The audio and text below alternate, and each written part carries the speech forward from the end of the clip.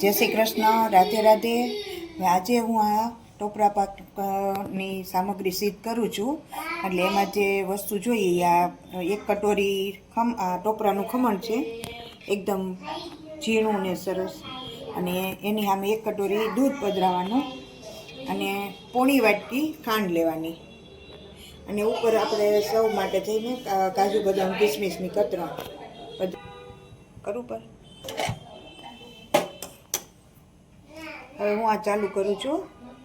સૌથી પહેલાં આપણે એમાં દૂધ પધરાવવાનું છે 1 કટોરી. ધીમો રાખવાનો છે. 1.5 કટોરી દૂધ પધરાવવાનું એમાં. ને આ દૂધ સેજ ગરમ થાય ને એટલે એમાં ખાંડ પધરાવી દેવાની.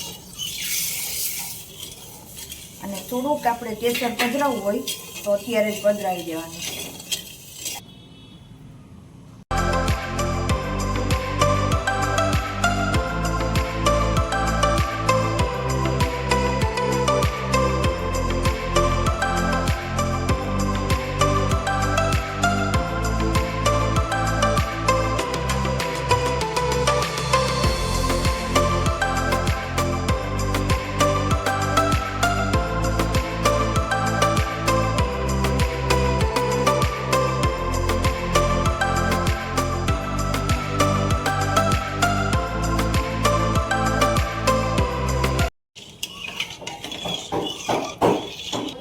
આવી ખાંડ છે ને આપણી વપરી ગઈ છે. અને હવે આ ટોપરાનું ખમણ પધરાવું છું આમાં.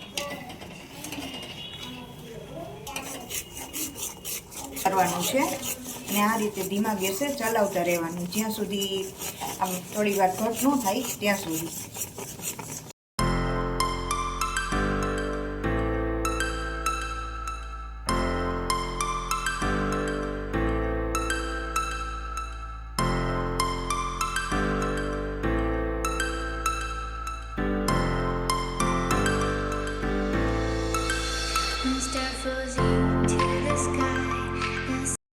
અત્યારે જો ઘણું આપણું આ થઈ ગયું છે એકદમ જાડું.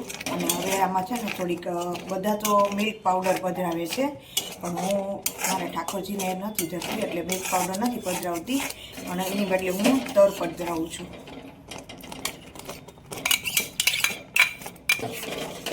તમારે જો આ અધિક સામગ્રી કરવાની હોય તો આનાથી ડબલ માપ લેવાનું છે.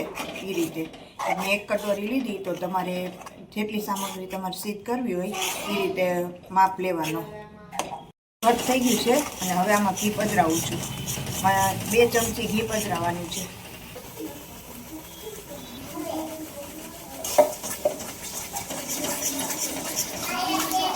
હવે આપણું આ લોહીમાં ચોટતું નથી ટોપરાનું, આ ટોપરા પાક ચોટતો નથી એટલે હવે જરાય જલ નથી આમાં.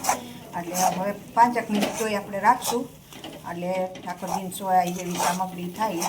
જો તમને આ વિડીયો મારો ગમે તો લાઈક, શેર અને સબસ્ક્રાઈબ કરશો. આ થઈ ગયો છે, આ ટોપરા પાક સિદ્ધ થઈ ગયો છે અને હું ગેસ બંધ કરું છું. અને આ રીતે વરે ને એટલે આપણો ટોપરા પાક સિદ્ધ થઈ ગયો છે. એવી રીતે આપણે પ્લેટમાં આપણે ઘી લગાડી દેવાનું અને આવી રીતે આપણે એમાં હવે કાઢી લેવાનો છે.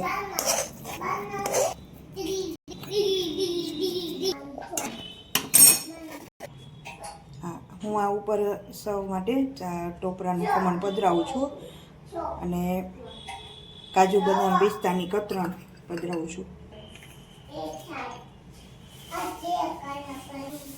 થોડો આપણે આમ પ્રેસ કરી અને કરવાનું એટલે અંદર સરસ ઠાકોરજીની સોહાય એવી સામગ્રી સિદ્ધ થાય.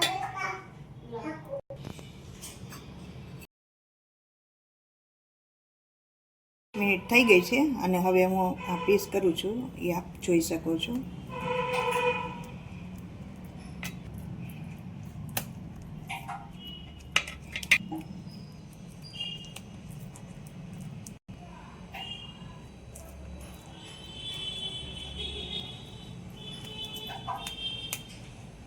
સિદ્ધ થઈ ગયો છે અને એકદમ સુંદર ટોપ થઈ ગયા છે, જોઈ શકો છો.